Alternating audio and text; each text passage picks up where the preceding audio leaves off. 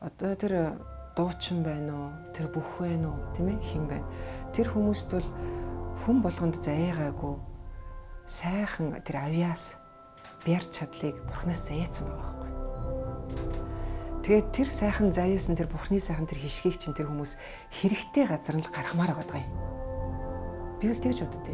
Магадгүй одоо тэр урлагийнхаа тайзан дээр эсвэл соёл урлагаа судлаад соёл урлагаа одоо Монголынхаа соёл урлагийг одоо улс орондоо таниулах, үр хоочтой одоо таниулж сургах тийм ээ. Үгүй бол дэлхийд дахинд Монголынхаа соёл урлагийг түгээн дэлгэрүүлж ахаа тэр баялаг бүтээх ийм юм дээр магадгүй тэр хүмүүс одоо илүү их амжилт гаргах байх.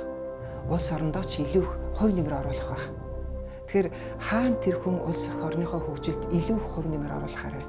Тэр газараа байвал илүү бас зөв болов уу гэж бас би боддог.